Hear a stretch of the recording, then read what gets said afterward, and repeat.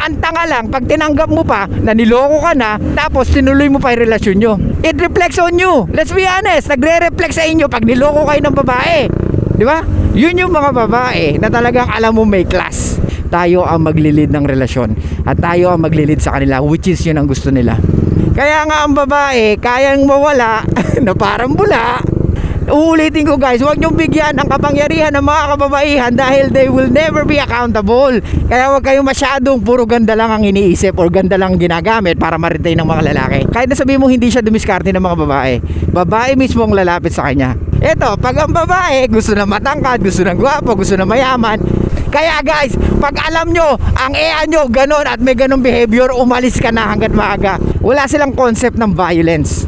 Hindi kagaya sa ating mga lalaki. Kaya maraming ganyang babae na feeling entitled is because kasalanan din nating mga lalaki. Pero ang problema sa atin, hanggat kaya natin sila i-please, i-please natin sila. Hey, what's up guys? It's your boy, Suplado Moto. Now tell me, tell me, bakit ka ba? Grabe, entitled. Eto guys yung sinasabi ko sa inyo. Kaya mahirap makipag-argue sa mga babae dahil at the end of the day, kahit tama ka, mali ka pa rin. Okay, may nag-comment sa atin, or sorry, may nag-message sa atin regarding with this moto vlogger. So ano daw masasabi natin sa sikat na si moto vlogger na babae? Pangalanan naman natin, kilala nyo naman eh. Anyway, so yun nga, nakita nyo naman at napanood nyo naman siguro, di ba? Pero ang latest, nag-public apology na daw siya. Pero marami ang hindi naniniwala sa public apology niya. It's not sincere daw. Pinuntahan daw yung yung lalaki para mag-say sorry ng personal. Kaso hindi daw lumalabas or wala doon. Yun nga, parang maraming hindi naniniwala doon sa public apology niya. Kasi nga, hindi mo daw ma-feel yung sincerity nung apology niya. Which is, guys, dito makikita sa mga pinakita niya na it's hard to deal with women, like I said, diba? And, eto pa, ano sinabi ko sa inyo, why women or more women are still single nowadays? Why? It's because of two things. Number one, of course, their pride. And number two, ano yung isa? For being useless while she's in a relationship. Kaya hindi niya nare-retain ang mga lalaki, o hindi siya sanay mag-retain ng lalaki. So guys, hindi natin pag-uusapan yung mali ni Yana. Okay? Pag-uusapan natin dito, why women act like that. Bakit sila nagpapakita ng ganong attitude and behavior? Sinong may kasalanan, tingin nyo? Because there's so many fucking simp nowadays. Kaya ang mga babae, ganyan umarte. What? Maraming babae na feeling entitled dahil na rin sa ginagalawan niyang environment. Ang feminism, wala yan kung hindi dahil sa mga lalaki. What? Kasi nga, gusto natin makabembang. So ano gagawin mo? You will always fucking lie to women just to get that. Because most of men are not getting sex. Kaya talaga i-please mo yan, di ba? Di tama ka, mali sila, anak ng, di ba? Guys, uulitin ko, kaya maraming babaeng entitled is because we are fucking simp. There's so many men are fucking simp. There's so many men are conditioned by the society na dapat piniplease mo ang mga babae. Sila yung may motto na happy wife, happy life. That's BS. That's not true. Pag ang babae or ikaw ang naghahabol sa babae, ikaw ang sumasamba sa kanya, or you always praise her kahit wala siyang ginagawa, what do you think? Yung mga magiging reaction niya sa bawat ginagawa mo. Biruin mo, nakukuha niya yung mga bagay-bagay nang hindi niya pinaghihirapan just because she has a kipi. Wow. Let's be honest guys, we will never ever approach women kung wala silang kipi or cherry, di ba? Huwag niyo silang ilagay sa pedestal. Kaya maraming ganyang babae na feeling entitled is because kasalanan din nating mga lalaki. Kung hindi nyo pinamihasa yan, hindi aarte ng ganyan yan. Kaya nga sinasabi ko, kaya nga dumami yung ganyan kasi maraming fucking simp, maraming nice guy, at maraming white knight. Yan tatlo na yan, ang kukulit niyan. Walang ibang gusto yan kundi makuha ang EA sa pamamagitan ng kanilang salamang ko. No, sa pamamagitan ng kanilang pagpi-please sa mga EA. Or they trying to save the woman. Kahit na parang kung ang babae gusto niya na sumama lagi sa ex niya, why are you trying to save her? Di ba? Kung ang babae ayaw magbago, why are you trying to save her? Kung ang babae keep on coming back to her ex, why are you trying to save her? Ano nakukuha mo? Kasi white knight eh. Hindi naman talaga mahalaga sa kanya yung EA. Ang mahalaga sa kanya yung pride. Na pag napasunod ko to or sumunod sa akin to or pinakinggan ako nito, yun ang reward na nakukuha ng mga white knight. Yun nakukuha niya yung EA sa pamamagitan ng pag-save niya. Pero totoo, it doesn't change a thing, bro. Hindi mo kayang i-change ang babae na ayaw magbago. Gets? Uulitin ko, tayong may kasalanan kung bakit sila nagkaroon ng ganyang power. Tayo ang may kasalanan because of the society's conditionment to be so fucking nice. Nakakala natin yun ang nag-work. Well, walang masama maging nice. Hindi mo dapat alisin sa sarili mo yun.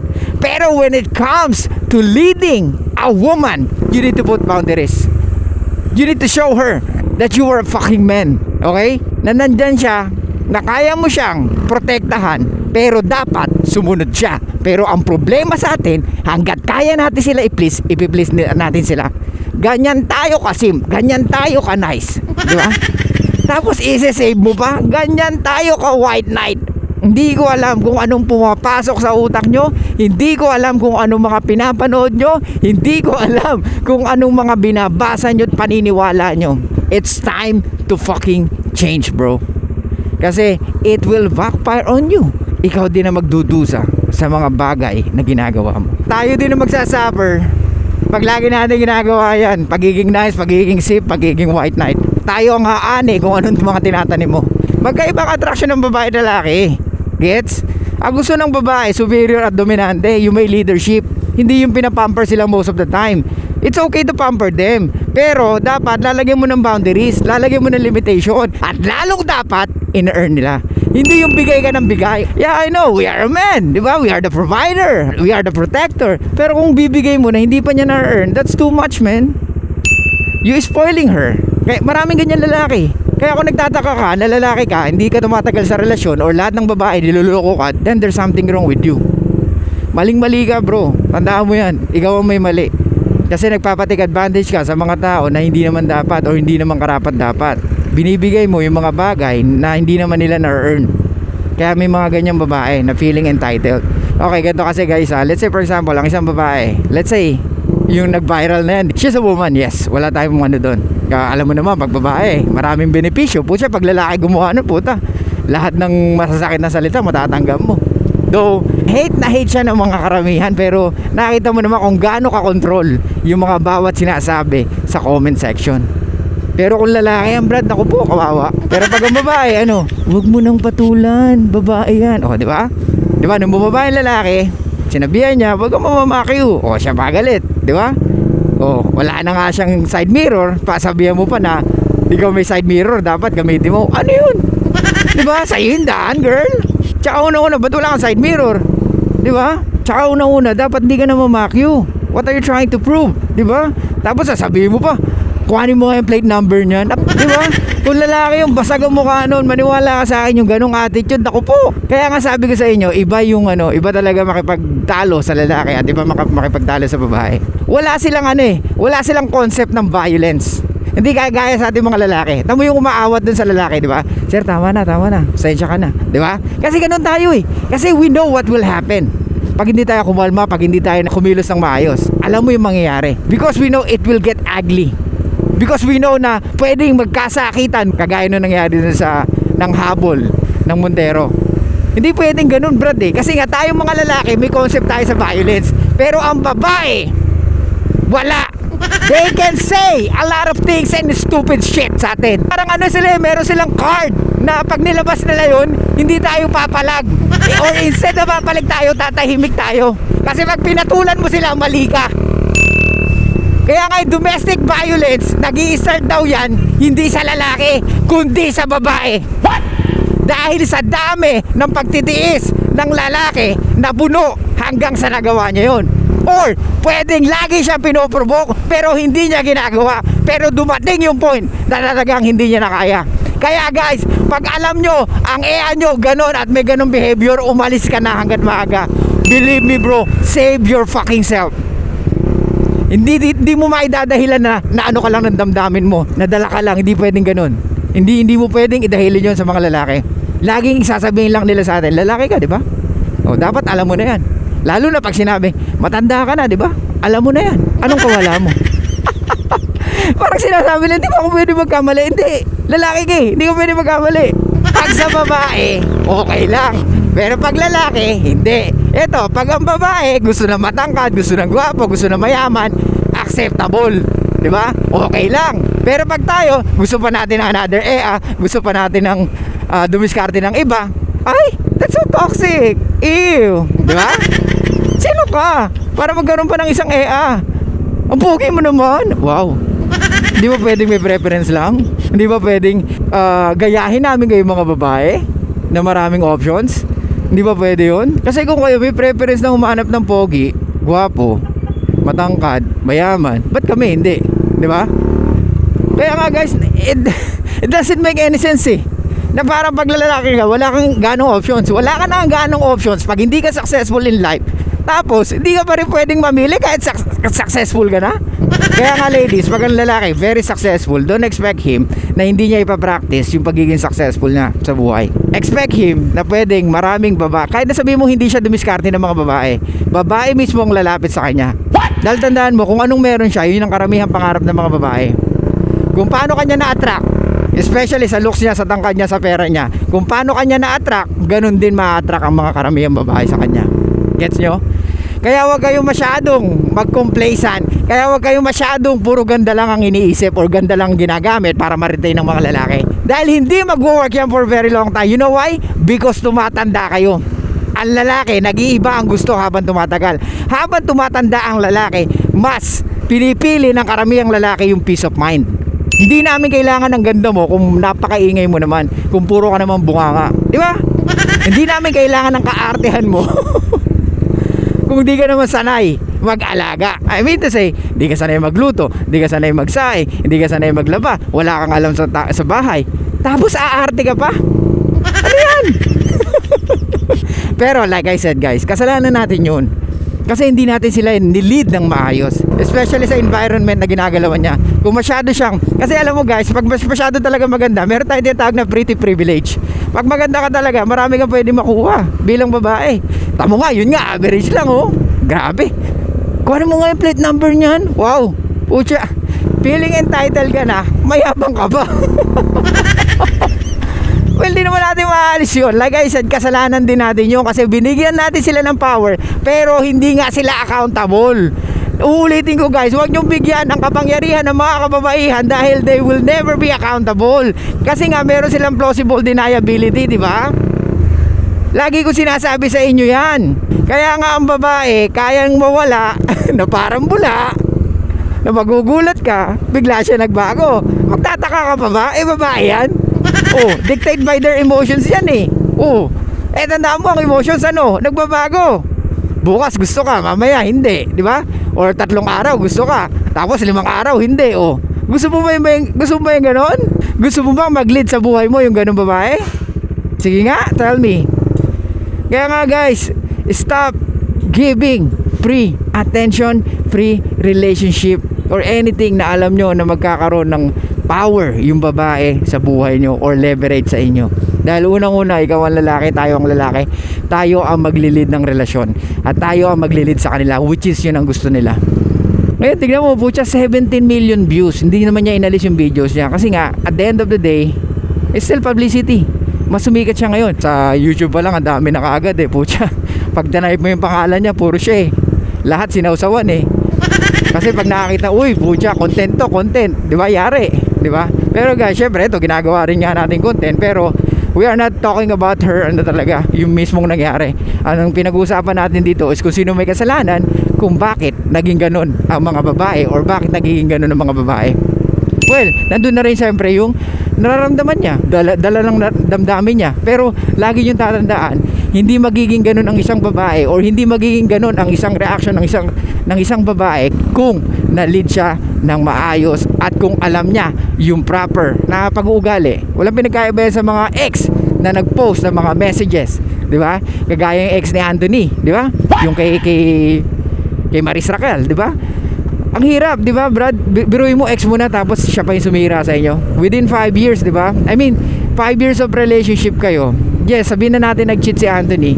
Pero, pinahiya mo eh. Pero ano ngayon? Mas maganda pa lalo yung career ng ex-boyfriend mo. O, mas binigyan pa sila ng Netflix ng another show. Di ba? So, doon mo makikita na talagang, ladies, please, act class. Please, umarte naman kayo na may class. Di ba? Dapat, tandaan nyo yung future nyo nakasalalay din sa inyo. O ngayon, syempre mahirapan ka maghanap ng lalaki na pwedeng, ay, nakakatakot naman tong babae na to, baka i-post din ako nito someday pag ako nagkamali or may magawa akong mali, baka i-post na ako nito, diba? Gayahin nyo yung ex-girlfriend ni Scotty Thompson. Nag-ano siya na October, nag-propose siya na will you marry me? Pucha, after 8 months ba? After 8 months, iba pinakasalan ni Scotty, pero nagsalita ba? Hindi. Yun yung mga babae na talagang alam mo may class, na talagang maiisip mo, ay, ganito yung gusto kong babae. Lalaki tayo, di ba? Hindi naman tayo perfecto eh. Paano kung nagkamali ka? So ganun, propose mo ako, tatakutin mo ako, ite-threat mo ako, sisirain mo yung pangalan ko just because of how you feel, di ba? O dadahilan na naman yung mga babae, dapat kasi hindi mo ginagawa. No, hindi totoo yun. Pag ikaw may nagawa, kailangan kong tanggapin. O tayo mga lalaki, pag babae nakagawa or pag babae nag-cheat, ano ginagawa nyo? Tinatanggap nyo, di ba? Ayaw nyo nga pasabi. Kasi it reflects on you. Let's be honest, nagre-reflect sa inyo pag niloko kayo ng babae. Di ba? Nagre-reflect sa pagkalalaki nyo na niloko kayo ng babae. Kaya nga, antanga lang, pag tinanggap mo pa na niloko ka na, tapos tinuloy mo pa yung relasyon nyo. Isang malaking kabubuhan. Kasi unang-una, hindi magloloko ang babae kung talagang nararamdaman niya, kung talagang ina-admire ka niya, kung talagang nire-respeto ka niya, hindi magloloko ang isang babae. Hindi makikipag-message sa ibang lalaki at lalong hindi kakausap ng ibang lalaki. Nagigets nyo ba? Kaya sa mga lalaki na magtatanong sa akin, kailangan ko pa bang balikan, nag-cheat siya. Bro, alam mo na sagot dyan. So may mga ibang nagme-message sa atin, nagpapasalamat sila kasi the reason why they sending message sa atin is because alam nila hindi tayo mag-sugarcoat. Alam nila hindi natin ito tolerate yung bullshit nila. Alam nila makakarinig sila sa atin ng totoo. Kaya they are happy to send a message and to know kung ano yung dapat nilang gawin. Kahit nga daw sabihan mo siya na masasakit na salita para magising sila.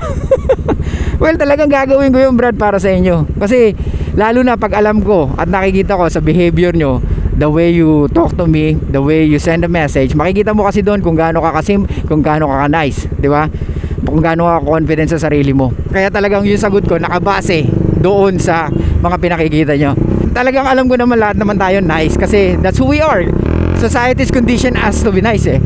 Pero ginagamit nyo sa tamang paraan, hindi sa babae. Gets? Okay, so yun lang guys. Thank you so much. I'll see you guys next time. Sana hindi pa ako huli dito sa balita na to. Parang ang dami na eh. Parang more than 20 na yung nakita kong vlogger na nagsalita about dyan sa sa moto vlogger na yan. Okay, so yun lang guys. Thank you so much. I'll see you guys next time and bye bye. Show love and peace out, baby.